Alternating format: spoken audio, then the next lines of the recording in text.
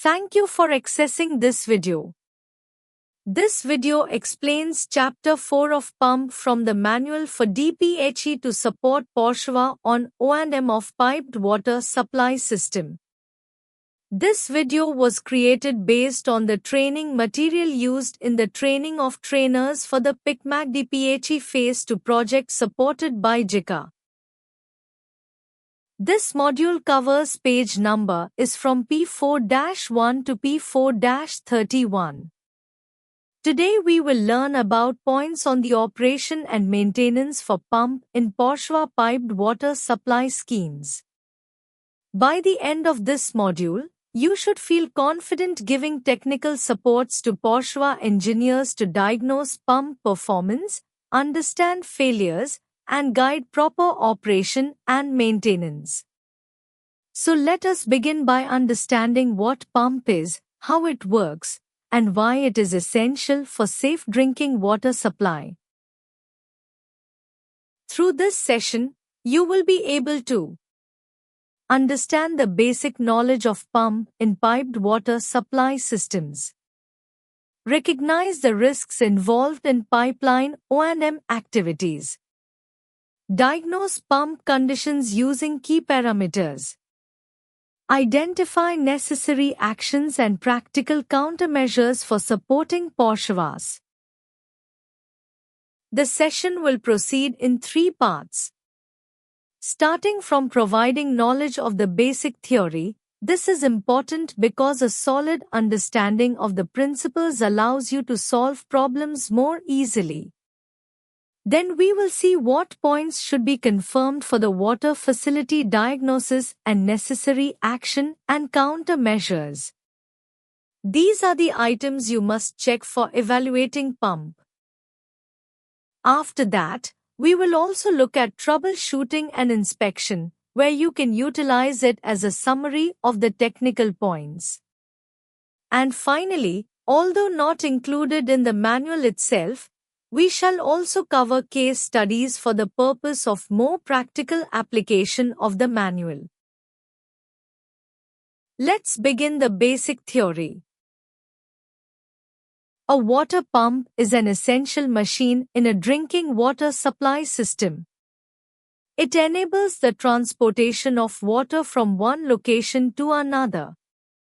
For example, water may be pumped from sources such as production wells, surface water intakes, distribution reservoirs, or chemical tanks to facilities such as water treatment plants, transmission and distribution pipelines, elevated tanks, or other storage reservoirs.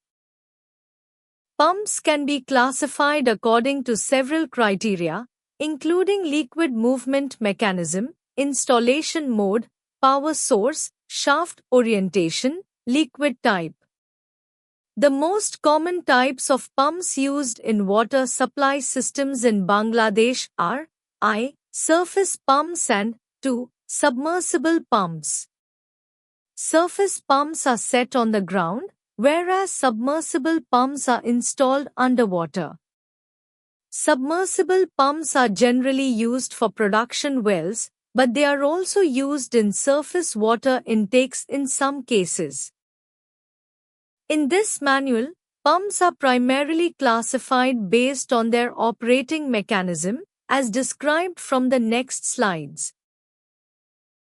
In this manual, pumps are explained and categorized into 5 principal types used in water supply facilities, based on combinations of single-stage and multi-stage configurations, as well as surface-mounted and submersible installations. 1. Single-stage impeller surface motor pump. It has only single impellers installed on the ground. Mainly it is used as intake pump from river, relay pump in transmission pipeline and water treatment plants. 2. Multi-stage impeller surface motor pump. The use of purpose is the same as single-stage impeller surface motor pump except for the number of impellers. It has more than 2 impellers rotated by shaft. In the case of higher head or pressure are required, this pump shall be applied. This is not widely used in Bangladesh. 3. Multi-stage impeller submersible motor pump. Unlike the surface motor pump, it is installed under the water in deep wells and shaped as cylindrical. The mechanism is the same as multi-stage impeller surface motor pump. It has bigger pump capacity than impellers equipped. 4. Multi-stage impeller vertical pump. In this system, the motor is installed on land and the impeller is rotated by a hollow shaft in a riser pipe. There is no concern about insulation breakdown due to water, but it is necessary to support the shaft and suppress vibration. Recently, submergible pump of above 3 is mainly using for tube wells as the insulation of the motor has improved. 5. Single-stage impeller submersible motor pump. Compared to 3 and 4 above, this type does not install the tube well because of the larger diameter of the pump. It should be placed in tank or dug well. Next, the instrumentation and related equipment installed around the surface-mounted pump will be explained. To ensure proper operation and maintenance, all of these devices must be installed. Water is taken from a foot valve at 1 and flows up through suction pipe at 2. Foreign matters are removed by a strainer at 3. The pump system has pressure gauges 4 at both suction side and deliver side of the pump for head measurement respectively. For prevention of transmission of pump vibrations, flexible joints 5 are set at suction and deliver sides. Flow meter 6 is necessary for flow measurement and is installed together with non-return valve NRV 7. And the meter is installed at a distance of 5 to 10 times the pipe diameter from the elbow, check valve or valve, because water turbulence can cause errors. When starting pump operation, it is necessary to fill the suction pipe with priming water from the prime water port 8 and fill the suction pipe with water. The installation of the surface motor pump in Bangladesh is shown in the photo. It should be standard practice to install pressure gauges and flow meters. However, in fact, pressure gauges and flow meters are broken or not installed. Similarly, the following section explains the auxiliary equipment installed around the submersible pump. Groundwater is drawn through a well screen at 1 and enter the pump suction at 3. Suction screen prevents foreign matters from entering the pump. Then groundwater it moves through a riser pipe at 9. As related components of the pump, the impeller is situated within the pump casing 4. An electrical cable at 5 is connected to the motor. NRV at 6 is installed before a flow meter at 8 for not only for meter protection but also system protection. The pressure gauge at 7 is set at the delivery sides for the head measurement.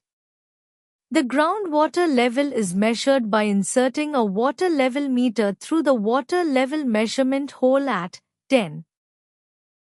Air valve is set at 11 for preventing air lock.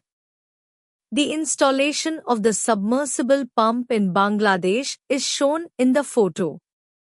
In some existing facilities, instrumentation such as pressure gauges and flow meters is not installed in all systems. However, these instruments play an important role in monitoring pump performance and ensuring proper operation. For submersible pumps in particular, groundwater level measurement is essential for safe and sustainable operation. Although water level measurement can be carried out using the existing provisions, regular monitoring and proper record keeping are necessary to maintain stable pump performance and support effective operation and maintenance. Next, we would learn about pump performance curve. To select suitable pump, each pump has its performance curve depending on the pump specification. A performance curve shows a relationship between flow rate, total head, input power, and efficiency for a pump operation. Firstly, let's understand definitions of those key technical terms. Flow rate is the volume of water delivered per unit time. It is typically expressed in cubic meters per hour or liters per second. Total head is the total energy required to lift and transport water. It is defined as total head is equal to actual head plus head loss. Total head can be converted into pressure using the formula 1 meter is equal to 9,810 Pascal or 0.00981 megapascal. Head loss refers to the loss of pressure or energy caused by friction as water flows through pipes, valves, and fittings. Head loss increases with pipe length, flow velocity, and internal pipe roughness. Actual head is the vertical distance between the water level at the pump suction side and the water level at the discharge point. The actual head may be positive or negative depending on whether the pump is installed above or below the water source. Input power refers to the electrical power supplied to the pump motor from power sources. For a three-phase motor, it is calculated by the following formula. Pi equals square root of 3 times E times I times cosine theta. Output power represents the hydraulic power delivered by the pump. It depends on the flow rate and total dynamic head. PO equals rho times G times Q times HT. Efficient. Pump efficiency eta is the ratio of the useful hydraulic power output to the electrical power input. It indicates how effectively the pump converts electrical energy into water movement. It is calculated as eta equals PO divided by pi. Now, let's take a look at the performance curve. This figure shows the standard layout of a typical performance curve. First, look at the blue curve. This is the head flow curve, also called the HQ curve. The head flow curve shows the relationship between pump head and flow rate. It is typically plotted with head on the y-axis and flow rate on the x-axis. As the flow rate increases, the head decreases due to fluid friction and turbulence. This is one of the most important curves, along with the efficiency and power curves. The operating condition of the pump can be evaluated by comparing this curve with the measured head and actual flow rate. If the pump has deteriorated, the operating point will fall below the original curve. When the flow rate decreases, the pump must operate longer to meet demand, which means electricity costs increase. Next, look at the green curve. This is the efficiency curve, also called the EQ curve. The efficiency curve shows the relationship between pump efficiency and flow rate. It is typically plotted with efficiency on the y-axis and flow rate on the x-axis. Pump efficiency varies its flow rate, and its maximum point is called the best efficiency point, or BEP. In most cases, the maximum efficiency of a pump is below 85%, and the typical operating range is between 60% and 80%. If efficiency drops below 60%, it may indicate pump deterioration. From this graph, the recommended flow rate range is between 600 and 1,300 cubic meters per day, based on the region where efficiency remains above 60%. In this figure, the pump operates at its best efficiency when the flow rate is 1,000 cubic meters per day. At point A, the efficiency is 76%. Now, look at the red curve. This is the power curve, also called the PQ curve. The power curve shows the relationship between input power consumption and flow rate. It is typically plotted with input power on the y-axis and flow rate on the x-axis. In this example, the pump consumes 1.8 horsepower or 1.35 kilowatts at point B. Finally, in this example, the flow rate is 1,000 cubic meters per day and the head is 9.0 meters at point C, which corresponds to the best efficiency point. In general, the recommended operating range for pumps is 70% to 120% of the BEP flow rate. In this case, that corresponds to a flow rate range of 700 to 1,200 cubic meters per day. Cavitation occurs when the pressure rapidly drops below the vapor pressure, causing bubbles to form inside the pump. These bubbles collapse and generate undesirable effects such as shock waves, vibration, and stress on the impeller.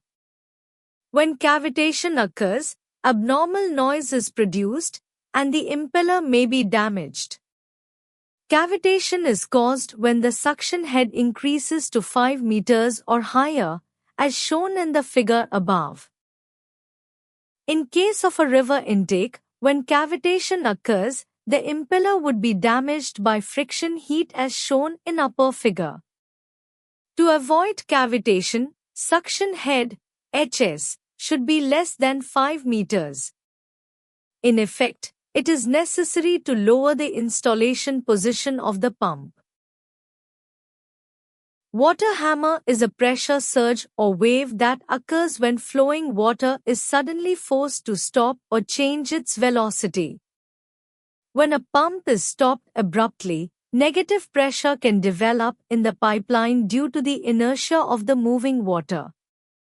Under such conditions, the pressure may fall below the vapor pressure, causing local vaporization and separation of the water column. When the separated water columns recombine, they can collide with significant force, producing a water hammer effect that may damage pipes and joints. Now, let us look at the piping configurations shown in the lower figure. In case 1, the pipe rises smoothly toward the outlet. In this configuration, water hammer is less likely to occur because the outlet is directed upward and gravity acts in the opposite direction of inertia, helping to suppress the movement of the water column. In case 2, the pipe rises immediately after the pump outlet and includes a longer horizontal section. Compared with case 1, water hammer is more likely to occur because inertia can act more freely along the horizontal pipe. In case 3, the pipe reaches a peak elevation higher than the target head and then slopes downward. In this case, gravity acts in the same direction as inertia after the peak, accelerating the water column. As a result, water hammer is most likely to occur in case 3. Therefore, the likelihood of water hammer increases in the order of case 1, case 2, and case 3. The type of pipe damage caused by water hammer is illustrated on the right side of the slide. Ideally, case 1 should be selected to minimize the risk of water hammer. However, If case 3 is unavoidable, preventive measures include gradually closing the delivery valve, stopping the pump slowly, installing an air valve near the peak elevation, and equipping the pump with a flywheel to reduce sudden deceleration. Now, let's step into the confirmation points. Pump diagnoses are conducted by basically reading operation efficiency. Also, voltage and current confirmed for checking pump's condition or damage. The first confirmation point is flow rate and pressure. The pump condition can be diagnosed by flow rate and total head, namely, pressure. In case the measured flow rate and pressures are improper, the pump possibly is damaged, and the energy would be wasted by continuous usage of the pump under this condition.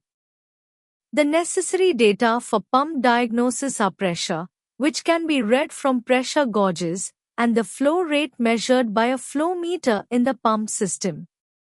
Flow rate shall be checked by flow meter. Regarding as it's explained earlier slide, the total head can be converted between height unit and pressure unit. In case of a surface pump, the total head is calculated by summing pressures at suction side and deliver side. In a deep well system, the total head is calculated by summing of the pressure at the delivery side and pumping water level from the pressure gauge. To evaluate the current pump performance, the measured flow rate and total head should be plotted on the pump performance curve. Here, we explain what can be verified by plotting the flow rate and pressure, or head, measured at the facility on the pump performance curve. The flow rate is plotted on the x-axis and the head on the y-axis, and the position of their intersection is identified. If the plotted point lies on the pump HQ curve, the pump performance can be considered normal. Point A in this example represents such a case. On the other hand, if the point deviates from the HQ curve, as shown by point B, it indicates that some deterioration in pump performance has occurred. In general, pump deterioration causes the plotted point to shift downward. So if it's plotted as like point X, need to review the data and calculation process. If the deviation from the HQ curve is small, it may not cause critical operational problems. However, if the deviation is significant, corrective action should be taken. Vibration and noise. If abnormal vibration or noise occurs, stop the pump and check the cause. Next, the countermeasures for each confirmed condition are explained.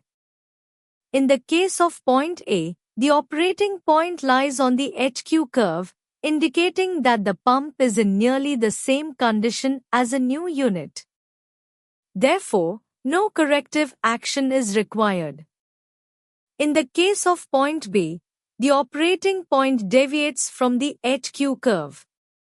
However, deviation alone does not necessarily require corrective action. First, the current power consumption and water supply rate should be checked. If the power consumption has significantly increased and/or the water supply rate has decreased compared to the initial condition, indicating reduced efficiency, replacement or repair of the pump should be considered. Vibration and noise. If abnormal vibration or noise occurs, stop the pump and check the cause. The first confirmation point is flow rate and pressure. In case the measured electrical current and voltage are improper, the pump is possibly damaged, and the energy would be wasted by continuous usage of the pump under this condition. Necessary data are electrical current and electrical voltage. Both are shown on control panel of pump. First, regarding the current check, the operating current should not show any significant change compared with the daily operation records. If a noticeable deviation is observed, it may indicate problems with the impeller or the shaft, or the presence of foreign matter inside the pump. In addition, the three-phase currents must be approximately equal. If they are not balanced, possible causes include a disconnected wire, loose connections, or poor electrical contact within the motor circuit. Second, the voltage must be checked. The operating voltage should remain within plus or minus 10% of the rated voltage.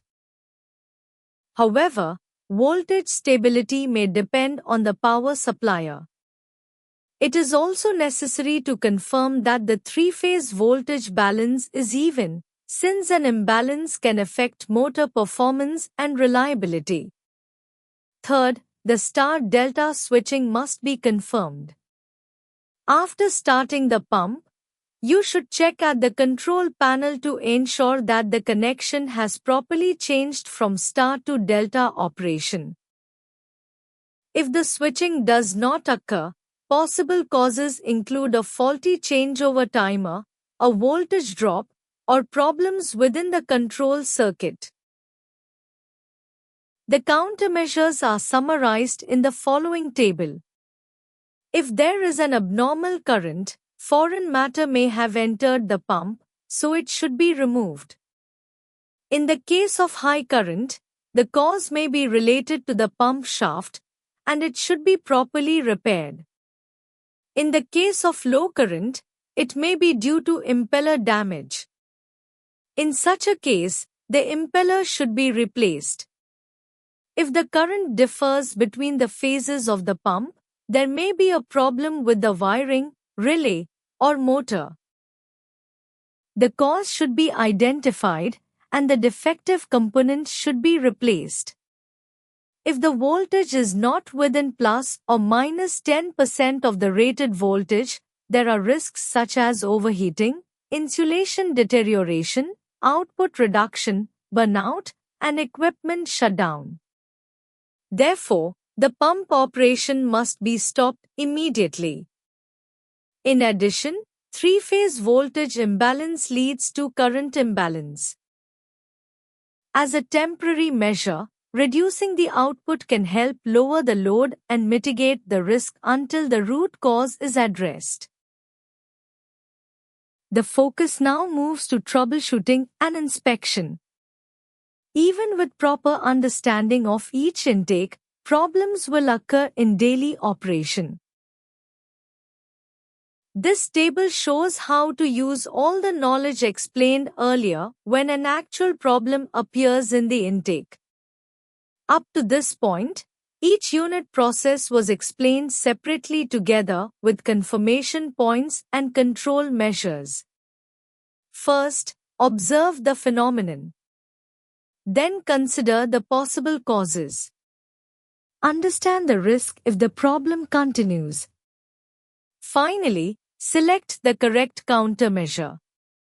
For example, if you observe higher pressure at deliver side, it could be caused by clogging pipeline. According to the causes, action to be taken is decided. For example, in this case, the action to be taken is to cleaning and remove clogging. This is how confirmation points are used in reverse for troubleshooting. This inspection sheet for the pumps shows what data should be recorded routinely for the purpose of appropriate operation and maintenance. Each item listed here corresponds directly to the confirmation points explained earlier. This is daily logbook for the pump inspection, hourly flow rate, pressures at suction and delivery sides, water level for the well, voltage and current shall be measured. This is weekly logbook compiling daily data. This has been already distributed to Poshwa. This is monthly logbook compiling daily data. This is yearly logbook compiling monthly data. For your better comprehension and practical usage of the knowledge obtained from the manual, we are going to tackle with case study from now. Those are mainly engineering calculation. Case 1, selection of pump. This is the selection of submersible pumps for pumping water from a well to an elevated tank. The conditions are as follows. Step 1. Calculate pipe diameter. To calculate the pipe diameter, first calculate the cross-sectional area using the continuity equation. Q is 40 cubic meters per hour, which is 0.0111 cubic meters per second, so the cross-sectional area is 0.00741 square meters. The pipe diameter can be calculated using the cross-sectional area with A is equal to pi x d2, 4. Substituting the values gives 0.097 m, so a pipe with an internal diameter of 4 inches can be selected. Step to calculate actual head. Next, calculate the actual head. Actual head is equal to vertical distance from water level in the well to the tank inlet, so adding them in order. Height from ground level to elevated tank pipe entrance plus pumping water level from ground plus ground level difference between the well top and the bottom of tank base. That is, 25 plus 18 plus 5 equals 48 meters. Step 3. Calculate head loss. Next, calculate head loss using the Hasse-Williams formula. Although head loss also occurs at fittings and valves, it is assumed to be negligible because the amount is small. L is the pipe length. In this case, it is the sum of the riser pipe length, the above-ground piping length, and the vertical pipe length from the ground to the tank, totaling 103 meters. Use the values of Q and D calculated in step 1. C is called the flow coefficient and varies depending on the pipe material. Here, it is assumed to be 120. Substituting these values into the Hasse-Williams formula, the head loss is 2.81 meters. Step 4. Total head. Total head equals actual head plus head loss. Therefore, 48 plus 2.81 equals 50.81 meters. Based on the results from steps 1 through 4, the total head and the design flow rate are plotted on the pump performance curve to select the appropriate pump. According to this evaluation, the SP46-6 model is the suitable pump. Next, in case 2, we calculate the pump performance and the monthly and annual electricity costs. The installation conditions of the pump and piping are the same as in step 1, and the other conditions are set as shown in the box. Step 1. Calculate measured flow rate. The flow rate is calculated as 42.86 cubic meters per hour based on the given conditions. Step to calculate actual head. First, convert the pressure head from the gauge from megapascals to meters in order to calculate the actual head. The water head in meters can be obtained by dividing the value in megapascals by 0.009806665, resulting in 30.8 meters. Therefore, the actual head is calculated by adding the gauge pressure head and the pumping water level, giving a total of 49.08 meters. Step 3. Calculate head loss. The head loss is calculated using the Hasse-Williams formula, as in case 1.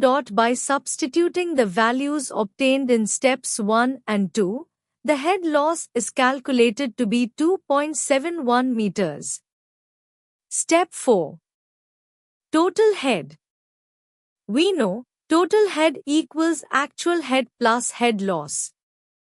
So, it can be 51.79 meters. Step 5. Plot pump operating point to performance curve. If the pump is in good condition, the operating point should lie on the performance curve. In this case, the point is slightly below the performance curve. However, considering the flow rate, the pump deterioration has not significantly progressed. The current flow rate is 0.714 cubic meters per minute, while it is 0.700 cubic meters per minute at the best efficiency point. This represents a difference of approximately 2% from the best efficiency point. Calculate the following items at each step. Step 6. Estimate water horsepower. Water horsepower is the effective power actually delivered to the water by the pump.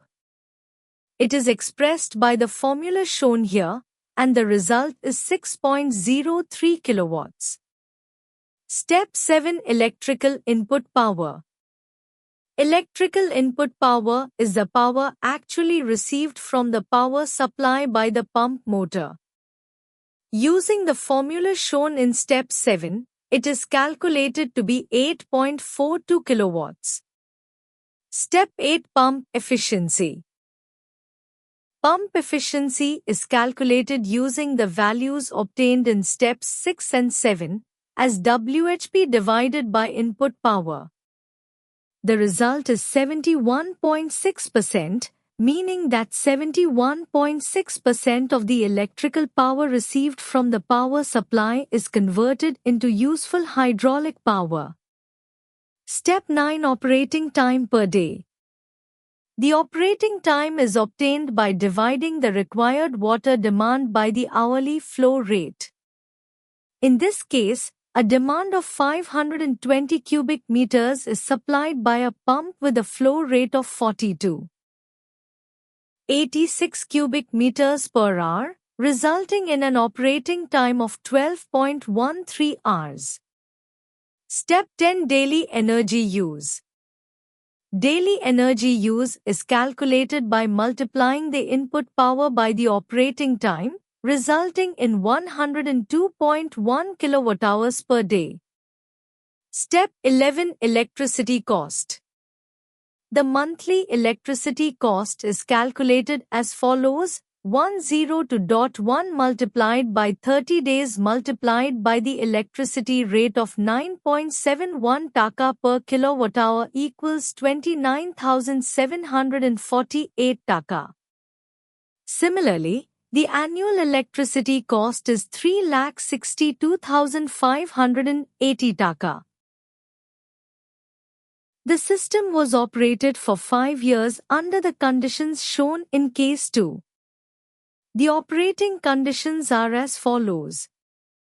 Confirm the condition of the pump and examine the monthly and yearly pump operation cost. As in case 2, calculate the following items at each step. Step 1. Calculate measured flow rate. The flow rate is calculated as 34.29 cubic meters per hour based on the given conditions. Step 2. Calculate actual head. First, convert the pressure head from the gauge from megapascals to meters in order to calculate the actual head. The water head in meters can be obtained by dividing the value in megapascals by 0.00980,665, resulting in 29.06 meters.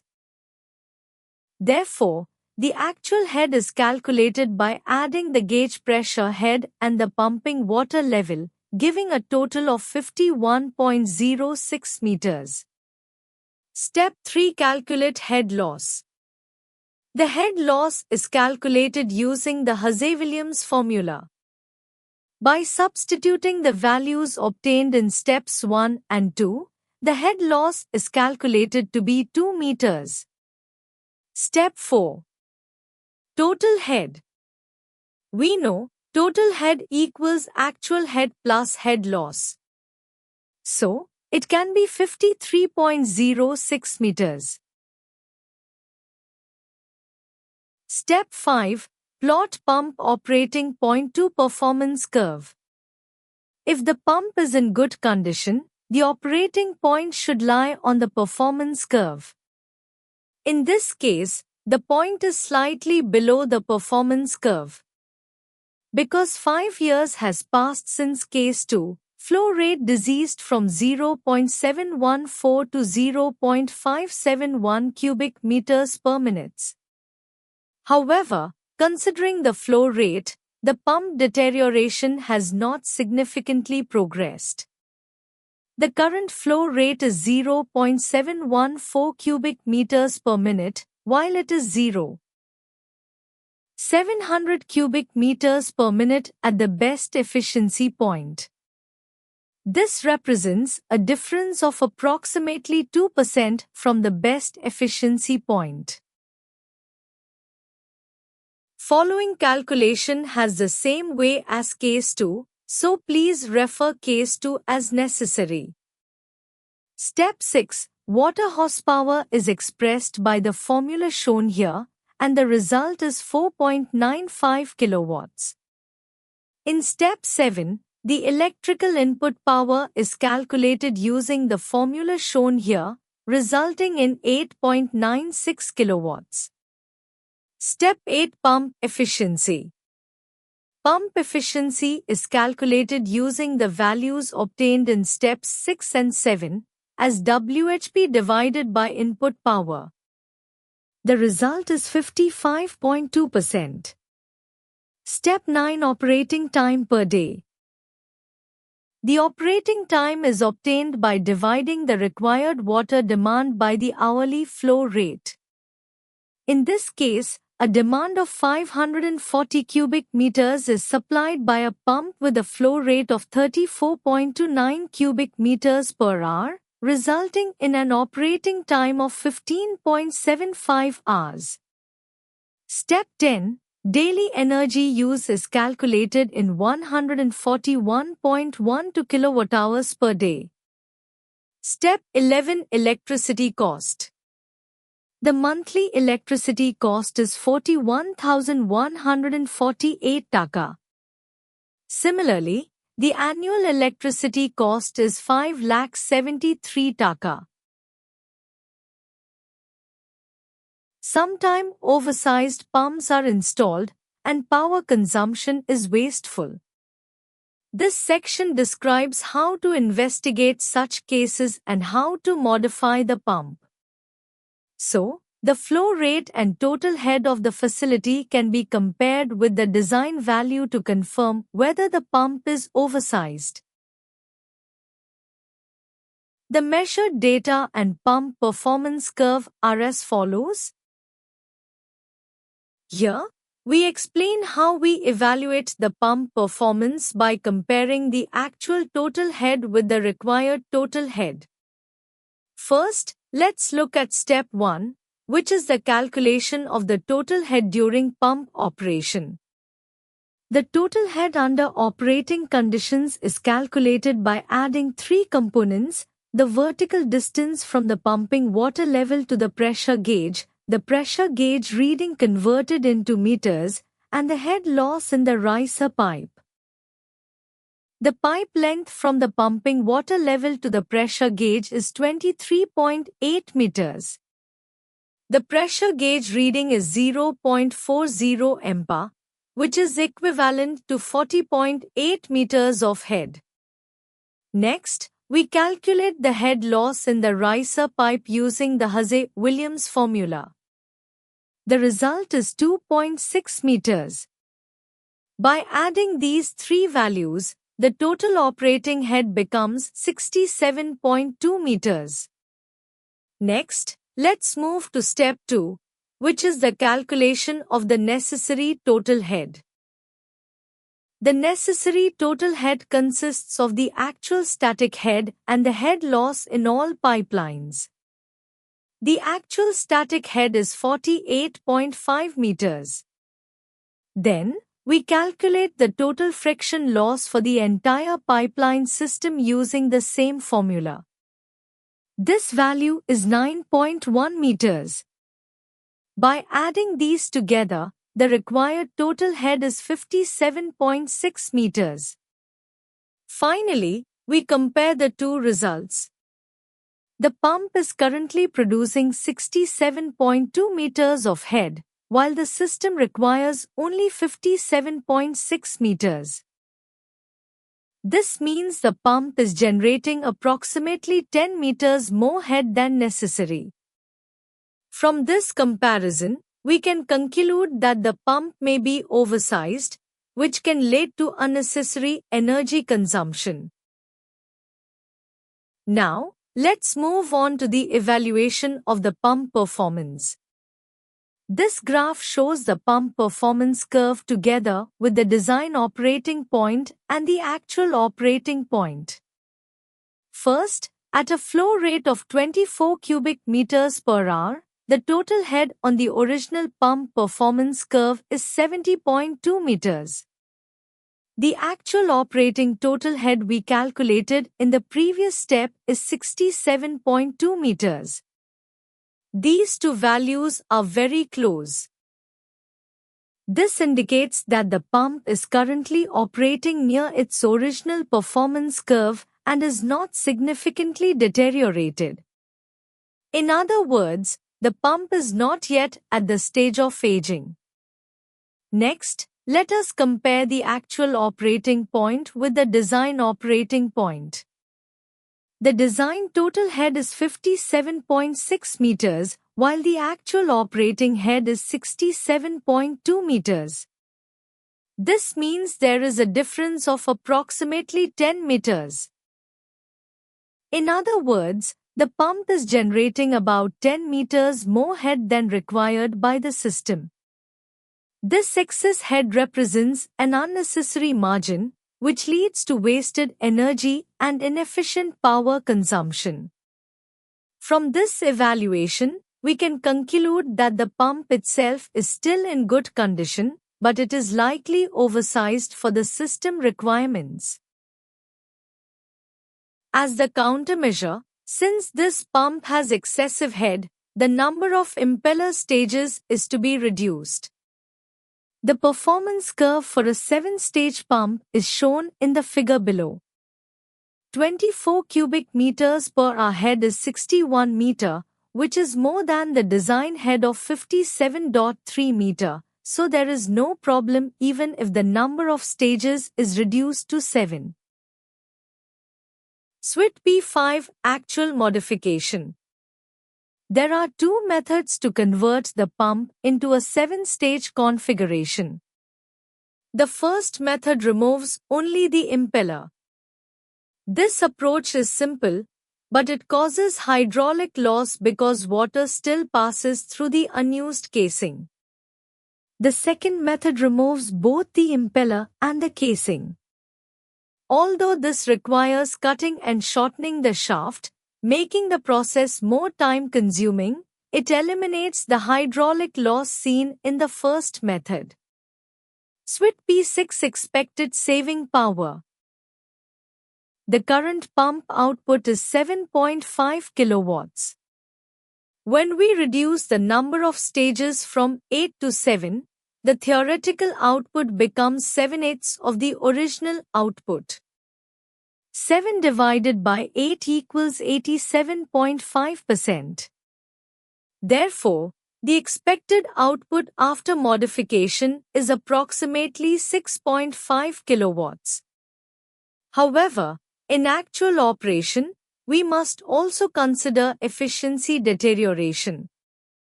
Taking this into account, the realistic energy savings are expected to be around 10%. This means that while the theoretical reduction suggests a 12.5% decrease, the practical savings will likely be slightly lower due to efficiency factors. Now, I will explain case 5, which focuses on pump deterioration. In some facilities, pumps may continue operating even after their performance has deteriorated. As a result, power consumption becomes inefficient and wasteful. To confirm whether a pump is deteriorated, we measure the actual flow rate and total head of the facility. These measured values are then compared with the original design flow rate and the pump performance curve. In this example, the measured flow rate is 40 cubic meters per hour. The discharge pressure is 0.31 megapascals, and the suction pressure is minus 0.02 megapascals. The installed pump model is a KSB Etonom 65-40-200. By plotting the actual operating point on the performance curve and comparing it with the design curve, we can determine whether the pump performance has declined.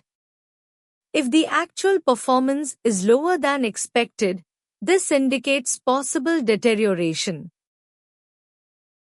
At first step, the total head is calculated by subtracting the suction pressure from the discharge pressure. In this case, the discharge pressure is 0.33 megapascal and the suction pressure is negative 0.02 megapascal. So, 0.33 minus negative 0.02 equals 0.35 megapascal. Next, at SWIT P2 we convert this pressure into meters of head. Since 1 megapascal corresponds to 102 meters, 0.35 megapascal is equal to 35.7 meters. Therefore, the total head is 35.7 meters. Now, I will evaluate the pump performance. The current operating point is a head of 35.7 meters and a flow rate of 40 cubic meters per hour. According to the performance curve, when the flow rate is 40 cubic meters per hour, the expected head should be 43.5 meters. Also, if the head is 35.7 meters, the expected flow rate should be 50 cubic meters per hour. This means the current operating point is below the performance curve. Therefore, we can conclude that the pump performance has clearly deteriorated. Step 3. The countermeasure. Pump capacity reduction is primarily caused by impeller deterioration. It may also result from the adhesion or buildup of foreign substances on the impeller. An example of impeller deterioration is shown in the figure below. If deterioration or deposits are confirmed after disassembling the pump, the impeller should be replaced. The replacement work should be carried out by the pump supplier. This is the end of the video. Thank you for watching and I hope this video will help you understand the manual better.